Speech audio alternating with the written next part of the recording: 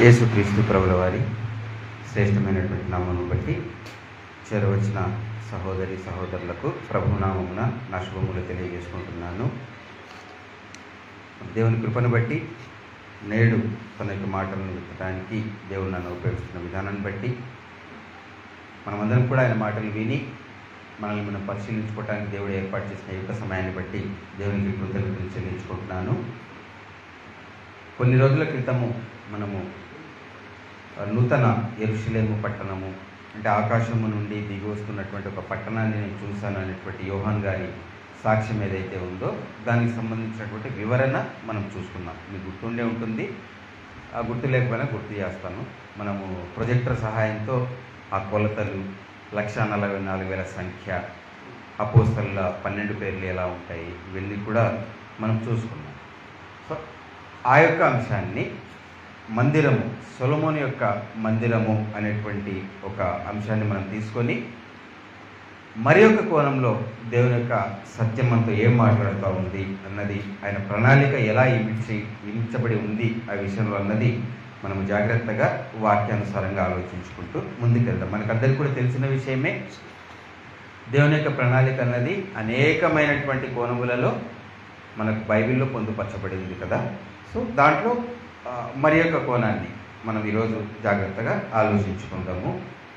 మొదటి రాజుల గ్రంథము 8వ అధ్యాయము 27వ వచనము. మొదటి రాజుల గ్రంథము 8వ అధ్యాయము 27వ వచనము.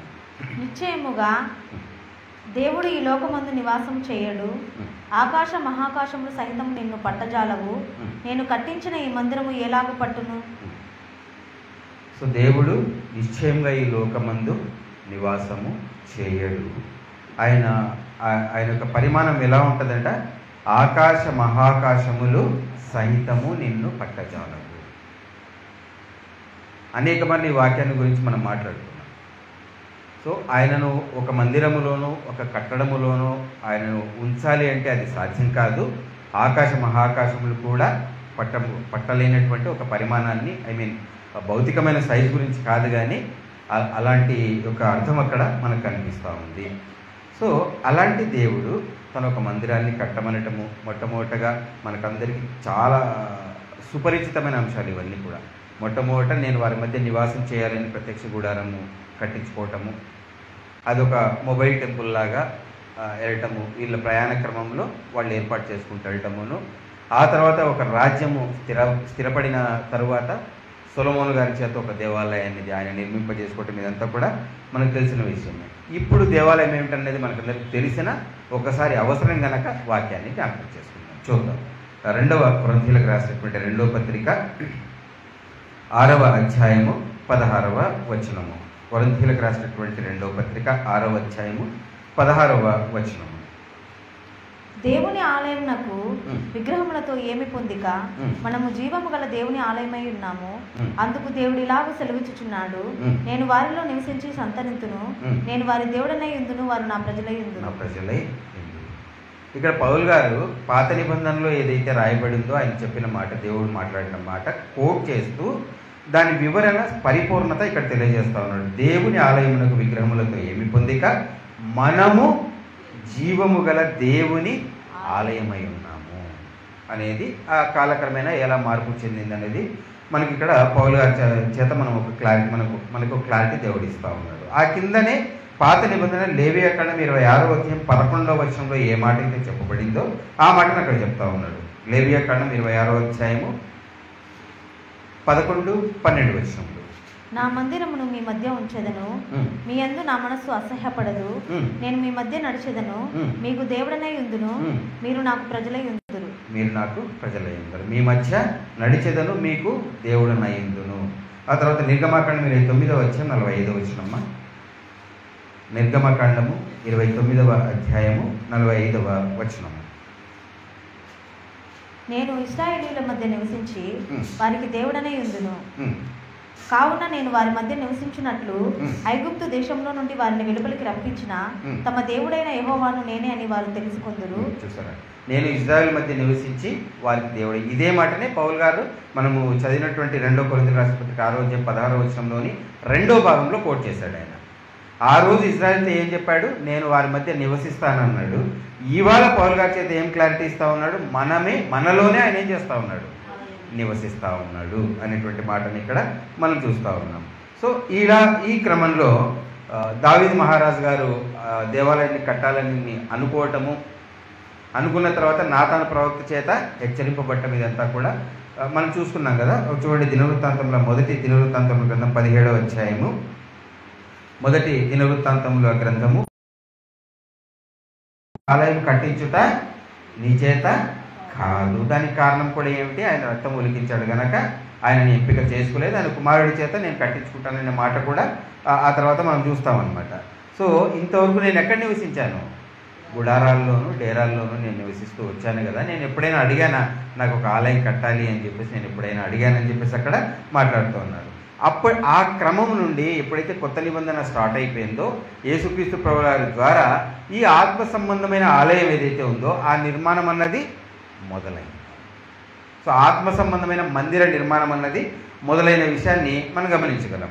సో ఈ ఆత్మ సంబంధమైన మందిరానికి ఉన్నటువంటి ప్రణాళిక సొలొమోను మందిరం యొక్క ఆ యొక్క విషయంలో ఎలా రిఫ్లెక్ట్ అవుతుంది అన్నది మనం జాగ్రత్తగా ఆలోచించుకుంటూ ముందుకెళ్దాం సహోదరి సహోదరులారా. ఎందుకంటే దావీదు గారి చేత ఆయన యొక్క మందిరాన్ని కట్టడానికి అనుమతించలేదు. ఆయన కుమారుడి చేత ఆయన కట్టించుకున్నాడు. కానీ దావీదు గారు ఏం చేశారు? దానికి కావాల్సిన సామాగ్రి ఏదైతే ఉందో అది సిద్ధం చేసిన విషయాన్ని కూడా మనం వాక్యంలో చూడగలం. అదే మొదటి దినవృత్తాంతముల గ్రంథము 22వ అధ్యాయము 14వ వచనం. మొదటి దినవృత్తాంతముల గ్రంథము 22వ అధ్యాయము 14వ వచనము. ఇదిగో నేను నా కష్టస్థితిలోనే ప్రయాసపడి యెహోవా మందిరము కొరకు 2 లక్షల మనుగులు గల బంగారమును 10 కోట్ల మనుగుల గల వెండిని తూచ సఖ్యము కానంత విస్తారమైన ఇత్తడిని ఇనుమును సమకూర్చి ఉన్నాను.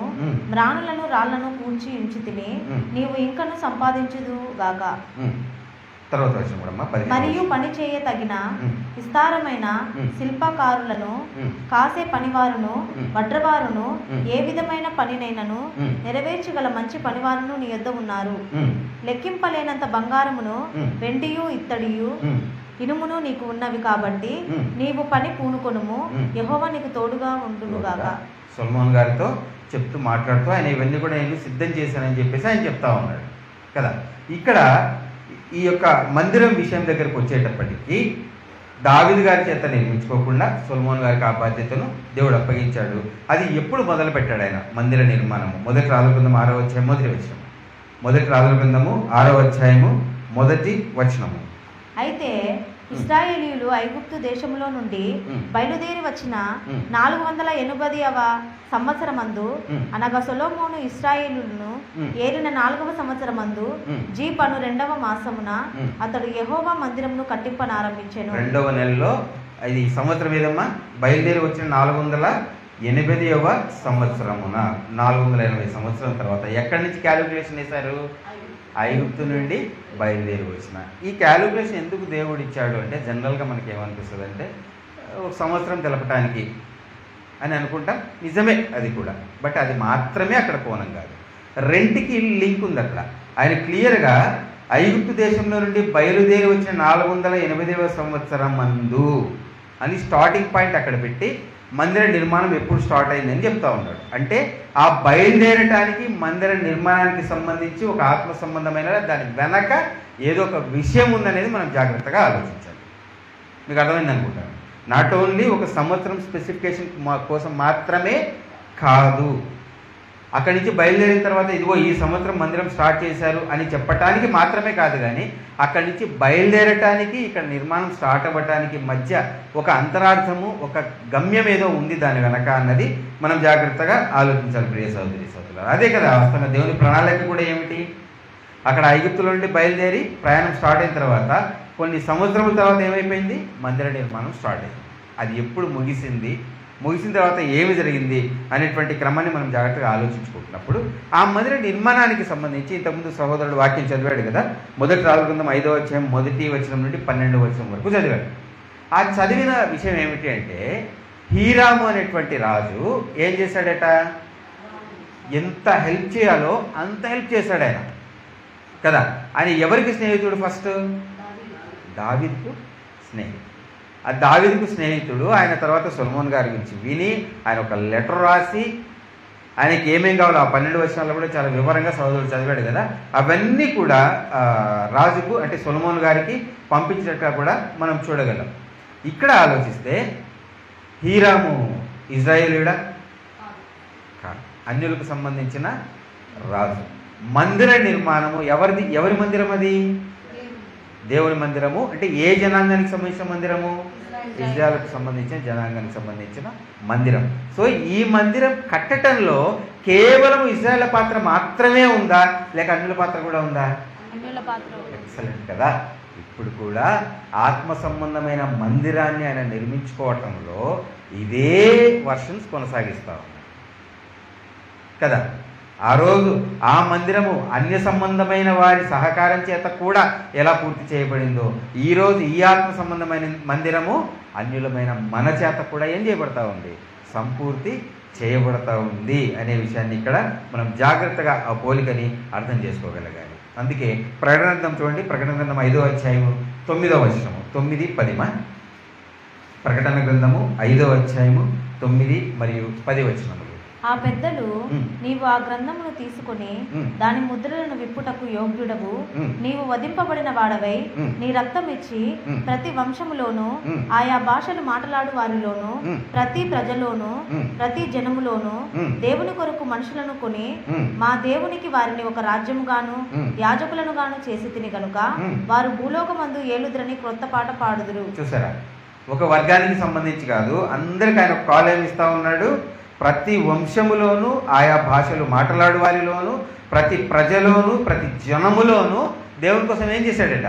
ఒక జనాంగాన్ని ఆయన ఏర్పాటు చేసుకున్నాడు. ఒక రాజ్యముగాను ఒక యాజక సమూహంగాను ఆయన ఏర్పాటు చేసుకున్నాడు. అక్కడ కూడా దేవుడు ఆ భూ సంబంధమైన మందిరంలో కూడా ఎలా నిర్మించాడు? ఆయన అన్య సంబంధమైన వారి సహకారం కూడా అక్కడ ఉంది అనే విషయాన్ని మనం ఇక్కడ అర్థం చేసుకోవాలి. అంటే వాళ్ళకు కూడా ఒక అవకాశం అనేది ఇవ్వబడింది. అక్కడ భూ సంబంధమైన మందిరం గురించి మాత్రమే మనం ఇక్కడ మాట్లాడుతున్నాం ప్రియ సహోదరి సహోదరులు. సో ఆ యొక్క ఆత్మ సంబంధమైన మందిరానికి సంబంధించి మనం కూడా ఎన్నిక కావాలి అంటే, మనం కూడా అందులో ఒక రాయిగా ఉండాలి అంటే ఎలా ఉండాలి? రోమిలకు రాసిన పత్రిక 12వ అధ్యాయం 1వ వచనము. రోమిలకు రాసిన పత్రిక 12వ అధ్యాయము 1వ వచనము.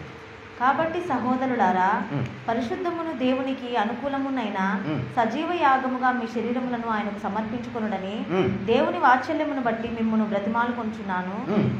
ఇట్టి సేవ మీకు యుక్తమైనది. చూసారా, ఇలాంటి సేవ ఎవరైతే చేయడానికి ఇష్టపడతారో, ఇలాంటి వ్యక్తిత్వాన్ని ఎవరైతే కలిగి ఉంటారో వాళ్ళు ఎలా ఉంటారట?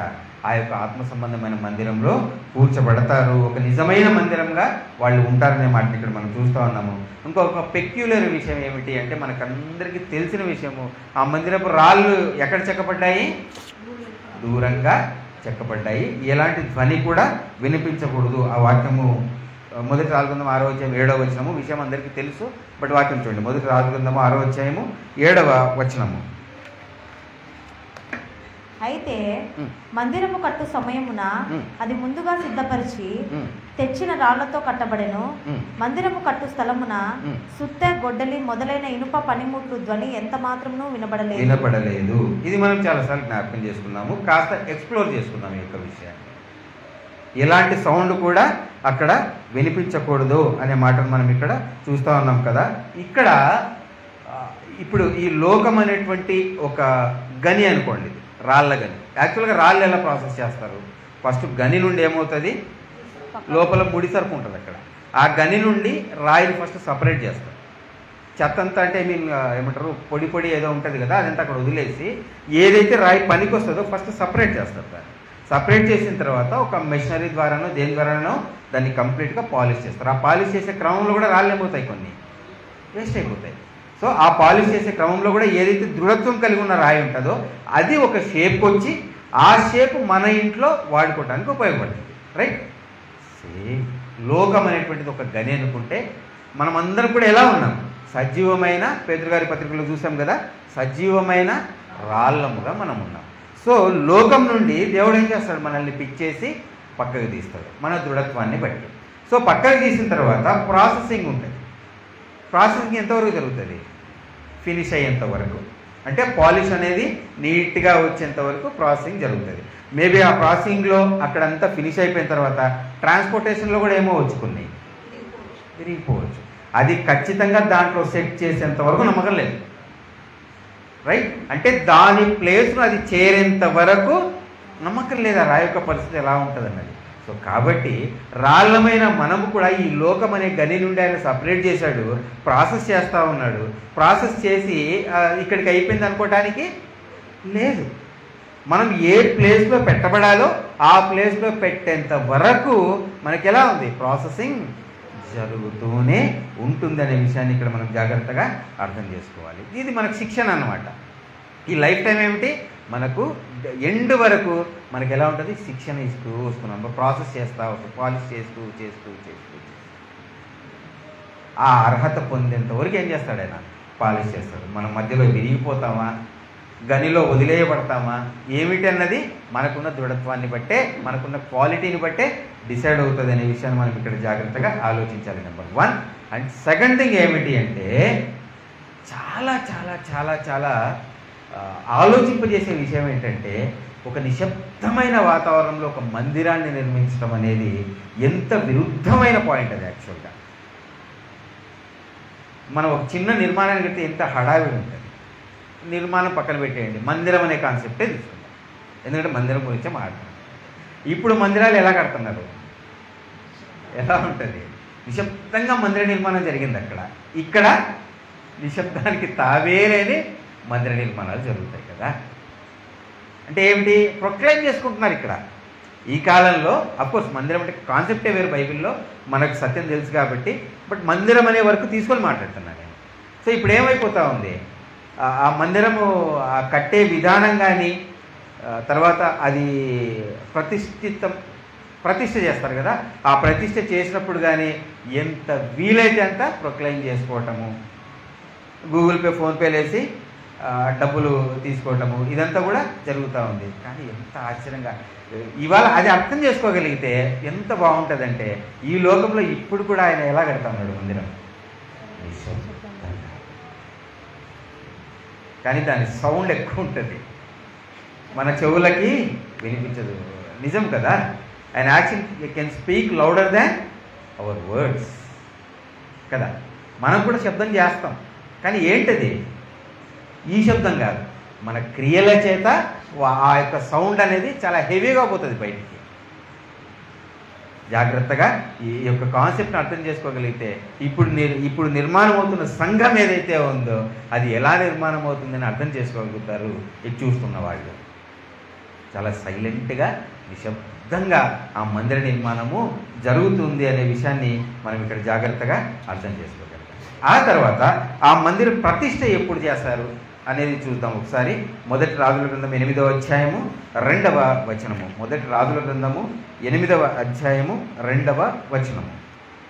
కాబట్టి ఇశ్రాయేలీయులందరూ ఏతాని మను 7వ మాసమందు పండుగ కాలమున రాజైన సొలొమోను నొద్దకు కూడుకొనిరి. 6వ అధ్యాయం 38వ వచనమ్మ. అదే రాజుల గ్రంథం 6వ అధ్యాయము 38వ వచనము. 11వ సంవత్సరము బూలు అను 8వ మాసమున దాని ఏర్పాటు చొప్పున దాని ఉపభాగములన్నిటితోనూ మందిరము సమాప్తమాయెను. 7 సంవత్సరములు సొలొమోను దానిని కట్టించుచుండెను అనే విషయాన్ని ఇక్కడ చూస్తా ఉన్నాము. 8వ అధ్యాయం 2వ వచనంలో ఎన్నో మాసం చెప్పారు అక్కడ? 7వ మాసమందు పండుగ కాలమున రాజైన సొలొమోను వద్దకు కూడుకునేది. 7వ మాసంలో ఏం పండుగ చేస్తారు? ఒక సంవత్సరంలో 7వ మాసంలో ఏం పండుగ చేస్తారు? లేవియ కాండము 23వ అధ్యాయము, లేవియ కాండం 23వ అధ్యాయము 33వ వచనం నుండి 36వ వచనం వరకు. మరియు యెహోవా మోషేకి ఇలాగ సెలవిచ్చెను, నీవు ఇశ్రాయేలీయులతో ఇట్లనుము, ఈ 7వ నెల 15వ దినము మొదలుకొని 7 దినముల వరకు యెహోవాకు పర్ణశాలల పండుగను జరపవలెను. 7వ నెలలో 15వ దినం నుండి ఎన్ని రోజులు? 7 దినముల వరకు. 7 దినముల వరకు ఏం పండుగ చేసుకుంటారు? పర్ణశాలల పండుగ చేసుకుంటారు. అది అండర్లైన్ చేసి పెట్టుకోండి. ఆ పర్ణశాలల పండుగ దేనికి సూచన కూడా మనం చూస్తాం తర్వాత. వాటిలో మొదటి దినమున మీరు పరిశుద్ధ సంఘముగా కూడుకొనవలెను. అందులో మీరు జీవనోపాధి అయిన ఏ పనియు చేయకూడదు. 7 దినములు మీరు యెహోవాకు హోమము చేయవలెను. 8వ దినమున మీరు పరిశుద్ధ సంఘముగా కూడి యెహోవాకు హోమార్పణము చేయవలెను. అది మీకు వ్రత దినముగా ఉండును. చాలా చూసారా? ఆ పండుగ ఏదైతే చేస్తున్నారో దాని తర్వాత ఏం చేశారట? 38వ వచనంలో 8వ మాసమున ఆ మందిరం కట్టడము కంప్లీట్ అయిపోయింది అనే విషయాన్ని ఇక్కడ మనం చూస్తా ఉన్నాం. జాగ్రత్తగా ఈ యొక్క పోలికను ఆలోచించుకుందాము. ప్రకటన గ్రంథం 15వ అధ్యాయం 8వ వచనము. ప్రకటన గ్రంథము 15వ అధ్యాయము 8వ వచనము. అంతటా దేవుని మహిమ నుండి ఆయన శక్తి నుండి వచ్చిన పొగతో ఆలయము నింపబడినందున ఆ 7 దూతల యొద్ద ఉన్న 7 తెగుళ్ళు సమాప్తి అగు వరకు ఆలయమందు ఎవడును ప్రవేశింపజాలకపోయేను. ఈ మాట మనం ఆలోచిస్తే, పొగతో ఆలయము నింపబడినందున, దేవుని ఆలయము దేంతో నింపబడింది? పొగతో నింపబడింది. ఆ యొక్క పొగ అంటే ఎంతగా పొగ నింపబడింది అంటే, ఆ కింద 7 తెగుళ్ళు సమాప్తి వరకు ఆలయం ముందు ఎవడును ఇంకా ఎవ్వరికి ప్రవేశించడానికి అవకాశమే లేదు. అంత గాఢంగా పొగ కమ్ముకుందట. ఎవరు కూడా ప్రవేశించడానికి అవకాశం లేనంత గాఢంగా పొగ కమ్ముకుందట కదా. అలాగే సొలొమోను మందిరంలో కూడా ఇలాగే జరిగింది. చూడండి ఒకసారి. మొదటి రాజుల గ్రంథము 8వ అధ్యాయము 10-11 వచనములు. మొదటి రాజుల గ్రంథము 8వ అధ్యాయము 10 మరియు 11 వచనములు. యాజకులు పరిశుద్ధ స్థలములో నుండి బయటికి వచ్చినప్పుడు మేఘము యెహోవా మందిరమును నింపెను. కాబట్టి యెహోవా తేజోమహిమ యెహోవా మందిరమును నిండు కొనగా ఆ మేఘమున్న హేతువు చేత యాజకులు సేవ చేయుటకు నిలవలేకపోయి. అక్కడ పొగ అని రాయబడింది, ఇక్కడ యెహోవా తేజోమహిమ మేఘం. సో ఇక్కడ కూడా ఎప్పుడైతే ఈ చర్చిని ప్రతిష్ఠ చేశారో అప్పుడు ఏం జరిగిందట? మొత్తం ఆ యొక్క ఆలయం అంతా కూడా మేఘంతో నిండిపోయింది. ఎంతగా నిండిపోయింది అంటే యాజకులు సేవ చేయుటకు నిలువలేకపోయిరి అనే యొక్క విషయాన్ని మనం జాగ్రత్తగా అర్థం చేసుకోగలిగితే, మళ్ళీ ఒక్కసారి జ్ఞాపకం చేస్తున్నా. ప్రకటన గ్రంథంలో ఏం జరిగింది? పొగ ఎంతగా నిండుకుంది అంటే ఎంట్రీ లేదు ఇక. రైట్? ఇక్కడ సొలొమోను గారు కట్టిన మందిరంలో కూడా మేఘం ఎంతగా నిండుకుంది అంటే ఎంట్రీ లేదు ఇక. యాజకులు సేవ చేయడానికి కూడా అక్కడ అవకాశము లేదు. ఎప్పుడైతే మందిర నిర్మాణం పూర్తవుతుందో యెహోవా మహాత్మ్యము అంతగా ఆ మందిరాన్ని, మందిరం అంటే ఏంటి? భూ సంబంధమైన మందిరం గురించి ఇక్కడ నేను మాట్లాడట్లా. ప్రకటన గ్రంథంలో ఏదైతే చెప్పబడిందో ఆ మందిరం గురించి మాట్లాడుతూ ఉన్నాను. ఆత్మ సంబంధమైన మనము రాళ్ళుగా మార్చబడి కట్టబడిన ఆత్మ సంబంధమైన మందిరం గురించి మాట్లాడుతున్నాను.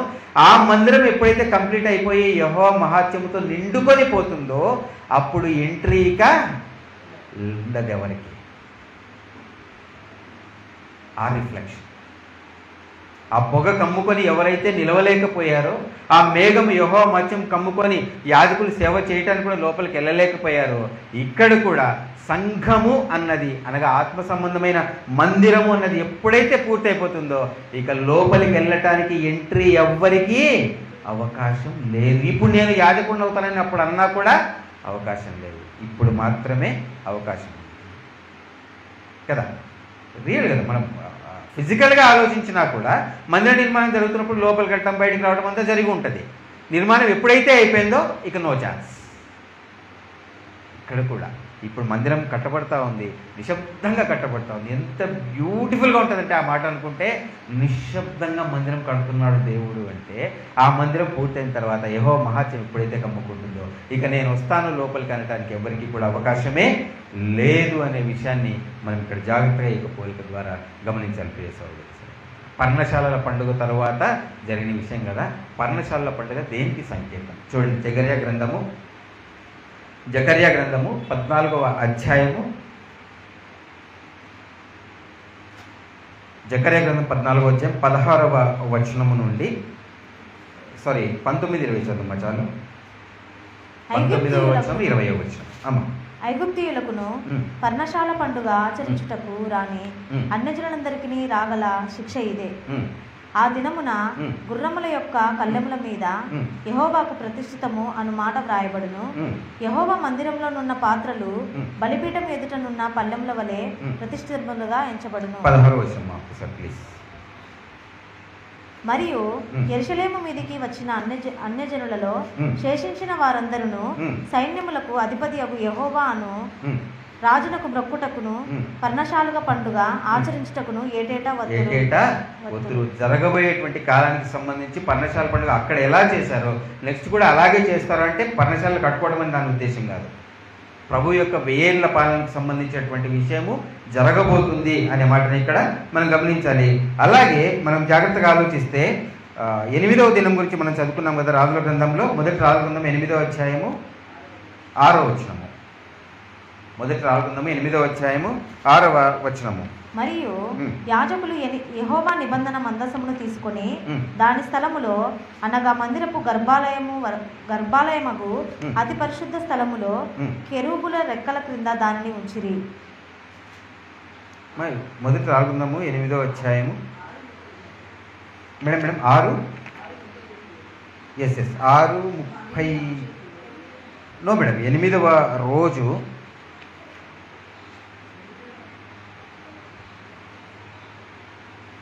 రైట్. సో 8 మొదటి రాజుకుందాం 8వ అధ్యాయము 66వ వచనం ఉందట. 6వ వచనము ఉంది. 6వ వచనం. 8వ దినమున అతడు జనులకు సెలవీయగా వారు రాజును పొగడి యెహోవా తన దాసుడైన దావీదునకును ఇశ్రాయేలీయులకు తన జనులకును చేసిన మేలంతటిని బట్టి సంతోషించుచు ఆనంద హృదయులై తమ తమ గుడారములకు వెళ్ళిపోయి. 8వ దినమున 7 రోజులు గడిచిపోయిన తర్వాత 8వ దినమున ఏం చేశారట? తన జనులకు వారు రాజును పొగిడి యెహోవా తన దాసుడైన దావీదునకు ఇశ్రాయేలు. ఈ యొక్క మాటను మనం జాగ్రత్తగా ఆలోచిస్తే మనకి కూడా దేవుడు ఏం చేస్తా ఉన్నాడు? 7వ రోజు అంటే 1000 సంవత్సరముల కాలం ఏదైతే ఉందో అదంతా గడిచిపోయిన తర్వాత కుమారుడు ఏం చేస్తాడు? తండ్రికి రాజ్యాన్ని అప్పగించేస్తాడు. అప్పుడు ఎలా ఉంటుంది? చివరి మాట ఉంది కదా, ఆనంద హృదయులై తమ తమ గుడారములకు వెళ్ళిపోయి. అంతా సెట్ చేసిన తర్వాత, అంతా రెస్టోరేషన్ జరిగిన తర్వాత 7వ దినం అనగా 1000 సంవత్సరముల కాలం ఏదైతే ఉందో అది పూర్తయిన తర్వాత 8వ దినాన్ని అందరూ కూడా ఎలా ఉంటారు? ఆనంద హృదయులై సంతోషముగా ఉంటారు అనే మాటని ఈ యొక్క పోలికలో మనం జాగ్రత్తగా అర్థం చేసుకోవాలి ప్రియ సహోదరి సహోదరులు. అలాగే మనం ఆలోచిస్తే తర్వాత మొదటి రాజుకుందాం 5వ అధ్యాయము 17వ వచనం చూడండి. దాని పునాది గురించి మాట్లాడుకుందాము. మొదటి రాజుకుందాము 5వ అధ్యాయము 17వ వచనం. రాజు సెలవీయగా వారు మందిరము యొక్క పునాదిని చెక్కిన రాళ్లతో వేయుటకు గొప్ప రాళ్లను మిక్కిలి వెలగల రాళ్లను తెప్పించిరి. ఈలాగున సొలొమోను చాలమ్మా, మందిరం యొక్క పునాదిని వేయటానికి ఎక్కడి నుంచి తెప్పించారట? రాళ్ళు. పునాదిని చెక్కిన రాళ్లతో వేయటకు గొప్ప రాళ్లను మిక్కిలి వెలగల రాళ్లను పునాది వేయటానికి. ఏ మందిరం అది? అదే కాదు, గట్టిగా చెప్పొచ్చుగా. యెరూషలేము మందిరము సొలొమోన్ గారు భూ సంబంధంగా కట్టిస్తున్నట్టు ఆ మందిరము రాజు ఆర్డర్ ఇస్తే ఎలాంటి రాళ్ళు? సాదాసీదా రాళ్ళుగా మంచి మంచి గొప్ప రాళ్ళు మిక్కిలి వెలగల రాళ్లను తెప్పించారంట. ఒకసారి ప్రకటన 21వ అధ్యాయం 14వ వచనం చూడండి. ఆ పునాదులు ఎలా ఉంటాయి, ఎంత స్ట్రాంగ్గా ఉంటాయి. ప్రకటన 21వ అధ్యాయం 14వ వచనం. ఆ పట్టణపు ప్రకారము 12 పునాదులు గలది. ఆ పునాదుల పైన గొర్రెపిల్ల యొక్క 12 అపోస్తుల 12 పేర్లు కనబడుచున్నవి. దేవుడు చూసారు ఎంత అంటే అది నిజంగా జరిగిన విషయాలు. అవన్నీ కూడా జరిగిన విషయాలు ఎంత లైనప్ చేసుకొని ఎంత అద్భుతమైన సత్యాన్ని మనకి ఇస్తా ఉన్నాడు. అక్కడ సొలొమోను గారి చేత ఏం చేశాడు? మిక్కిలి వెళ్ళగలిగిన రాళ్ల చేత పునాదిని నిర్మింపజేశాడు. ఆత్మ సంబంధమైన మందిరాన్ని కూడా మిక్కిలి వెళ్ళగలిగిన రాళ్లే కదా. 12 మంది అపోస్తలు రాళ్ళుగా ఉన్నారు. వాళ్ళ బోధ మనకు ఒక బలమైన పునాది వేస్తూ ఉంది అనే మాటను ఇక్కడ మనం జాగ్రత్తగా అర్థం చేసుకోగలగాలి. అలాగే మరికొన్ని ముఖ్యమైన వెళ్ళగలిగిన వస్తువులను అక్కడ వాడటం జరిగింది. 6వ అధ్యాయం 9వ వచనం. మొదటి రాజుకుందాం 6వ అధ్యాయము 9వ వచనం. మొదటి రాజుకుందాం 6వ అధ్యాయము 9వ వచనము. ఈ ప్రకారము అతడు మందిరమును కట్టించుట ముగించి మందిరమును దేవదారు దూలములతోనూ పలకలతోనూ కప్పించెను. చూసారా, దేవదారు దూలములతోనూ పలకలతోనూ కప్పించెను. దేవదారు చెట్టు యొక్క విశిష్టత ఏమిటి అంటే చెదలు దానికి పట్టదు, చెదలు పట్టే అవకాశమే లేదు. అంటే మిక్కిలి విలువ కలిగింది, చాలా ప్రశస్తమైంది అది కదా. అలాగే మందిరంలో బంగారును కూడా వాడటం జరిగింది. బంగారు దేనికి ప్రసిద్ధి? విలువకని చెప్పండి, అది అందరికీ తెలుసు. ఎందుకంత విలువ? ఇనుము ఉందమ్మా, ఇనుము మీద కాస్త తడి పడిందంటే ఏమవుతుంది? చిలుము పడుతుంది కదా. కానీ బంగారుకి ఆ గుణము లేదు. వాతావరణంలో ఉన్నటువంటి ఆక్సిజన్తో అది ఏమవదు, ప్రతిచర్య రసాయన చర్య జరగదు దాని, కాబట్టి తుప్పు పట్టే అవకాశము లేదు దానికి. సో దేవదారుమాను ఎంత ప్రశస్తకరమైనదో అలాగే బంగారు కూడా అంత విలువైంది. సో ఇలాంటి వెలగలిగిన వాటి చేత మందిరం అనేది నిర్మించబడింది కదా. సో ఇవాళ కూడా అలాంటి వెలకలిగినటువంటి రాళ్ళ చేతే మందిరము నిర్మాణం అవుతుంది. ఎవరి రాళ్ళు? మనం ధైర్యంగా చెప్పుకోగలగాలి, ఆ రాళ్ళు మనమే అనే విషయాన్ని ఇక్కడ మనకు దేవుడు ఇస్తా ఉన్నాడు. సహోదరి సహోదరి, ఇందులో మరొక ప్రాముఖ్యమైనటువంటి అంశాన్ని మనం జాగ్రత్తగా అర్థం చేసుకుందాము. ఆదికాండము 14వ అధ్యాయం 18వ వచనము. ఆదికాండము 14వ అధ్యాయము 18వ వచనము.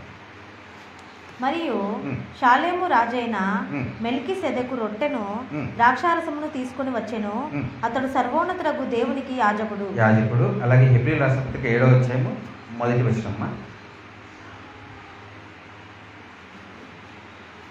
హెబ్రీయుల రాసిన పత్రిక 7వ అధ్యాయము 1వ వచనం. రాజులను సంహారం చేసి తిరిగి వచ్చుచున్న అబ్రహామును ఎవడు కలుసుకుని అతనిని ఆశీర్వదించెనో, ఎవనికి అబ్రహాము అన్నిటిలో 10వ వంతు ఇచ్చెనో, ఆ షాలేము రాజును మహోన్నతుడగు దేవుని యాజకుడునైన మెల్కీసెదెకు నిరంతరము యాజకుడుగా ఉన్నాడు. అతని పేరుకు మొదట నీతికి రాజనియు తరువాత సమాధానపు రాజనియు అర్థం ఇచ్చినట్టు షాలేము రాజని అర్థము. పేరు మెల్కీసెదెకు యొక్క మీనింగ్స్ ఇక్కడ చెప్తున్నారు కదా. సో ఆయన ఎవరికి సాదృశ్యంగా ఉన్నాడో మనకి ఈజీగా అర్థమైపోతుంది. యేసుక్రీస్తుకు సాదృశ్యంగా ఉన్నాడు. మనం జాగ్రత్తగా దీన్ని ఆలోచిస్తే చాలా సింపుల్గా తీసుకుంటారు. మనం జాగ్రత్తగా సత్య సంబంధముగా ఆలోచిస్తే మహోన్నతుడు దేవుని యాజకుడునైన మెల్కీసెదెకు, మహోన్నతుడైన దేవుని యాజకుడైన మెల్కీసెదెకు. మెల్కీసెదెకు ప్లేస్లో ఎవరు యాక్చువల్గా? యేసుక్రీస్తు ప్రభుల వారు కదా. అలాగే మనం గడిచిన విషయాల్లో మనం ధ్యానించుకున్నప్పుడు కూడా హీరాము అనేటువంటి ఒక అన్య సంబంధమైన వ్యక్తి సొలొమోనుకి ఏం చేశాడు? సహాయము చేశాడు, ఆయన తోడు అందించాడు కదా. సో ఇక్కడ మనము సొలొమోను గారు యేసుక్రీస్తుకు సాదృశ్యంగా ఉన్నారు, హీరాము అన్య సంబంధమైన వారికి ఆయన సాదృశ్యంగా ఉన్నాడు. వీళ్ళిద్దరూ కలిసి ఒప్పందం చేసుకొని ఒక మందిరాన్ని ఏం చేశారు? వాళ్ళు పూర్తి చేశారు. దానికి తండ్రి ఏం చేశాడు? దావీదు అన్ని సిద్ధపాటు చేసి ఉంచాడు. ఒక్కసారి ఆలోచించాడు. ఇవాళ కూడా అన్యులమైన మనకి యేసుక్రీస్తుతో ఒక ఒప్పందం ఉంది. మనం ఏం చేస్తున్నాము? ఒక మందిరాన్ని కట్టడానికి మనం సహాయపడుతున్నాము, మనమే మందిరంగా అక్కడ కట్టబడతా ఉన్నాము అనే విషయాన్ని మనం జాగ్రత్తగా అర్థం చేసుకోగలిగితే ఇక్కడ మొత్తం ప్రపంచంలో ఉన్నటువంటి 99.9% ఎక్కడ మిస్ కొడుతున్నారు అంటే ఈ మాట దగ్గర. మహోన్నతుడగు దేవుని యాజకుడైన యేసుక్రీస్తు యాక్చువల్గా కదా. అంటే ఎవరైతే మందిరంలో రాళ్ళుగా కూర్చోబడతా ఉన్నారో వాళ్ళకి ఎవరెవరు తెలిసి ఉండాలి? తండ్రి తెలిసి ఉండాలి, కుమారుడు తెలిసి ఉండాలి, వాళ్ళిద్దరూ తెలిసి ఉండాలి, ఇద్దరుగా తెలిసి ఉండాలి. That is important. ఇద్దరు వేరువేరుగా తెలిసి ఉండాలి. అతనే ఖచ్చితంగా ఒక నిజమైన రాయి అవుతాడు. ఏ ఒక్కరో నాకు తెలిసింటే అది సజీవమైన రాయి కాదు, మందిరంలో పెట్టడానికి అది ఉపయోగపడదు. ఈ యొక్క అంశాన్ని కూడా మనం జాగ్రత్తగా ఆలోచించగలగాలి ప్రియ సహోదరి సహోదరులు. ఈ యొక్క మొత్తం పాఠం యొక్క సారాంశం ఏమిటంటే ఇవాళ సొలొమోను మందిరం చేత ఆ పునాది గురించి కానీ అందులో వాడబడినటువంటి ఆ వస్తువుల గురించి కానీ, ఆ కట్టిన విధానం గురించి కానీ ఒక అద్భుతమైన సంకల్పం అంతా మనలోనే ఉంది. నిశ్శబ్దంగా మనం కట్టబడతా ఉన్నాం. మనకు మిక్కిలి వెలగలిగిన రాళ్ళం. మనకు తండ్రి కుమారుడు తెలుసు.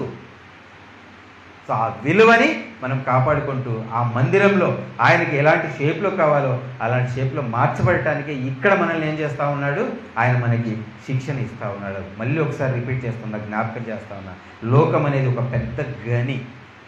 ఆ గనిలో నుండి ఈ కుమారుడు, ఈ కుమార్తె నాకు పనికొస్తుంది, ఆ కుమార్తెలో ఆ కుమారుడు అనేటువంటి రాయిలో స్టఫ్ ఉంది, మధ్యలోనే విరిగిపోదు ప్రాసెస్ చేయటంలో అని ఆయన ఏం చేశాడు, మనల్ని అందరినీ సెలెక్ట్ చేశాడు. మనం ఇప్పుడే డిసైడ్ అవ్వకూడదు నేను విరిగిపోలేదులే అని చెప్పేసి. ఎప్పుడు విరిగిపోతామో తెలియదు, ఏ పరిస్థితి, ఏ మిషన్ కింద పెట్టి నొక్కుతాడు ఆయన, అనుమతిస్తాడు.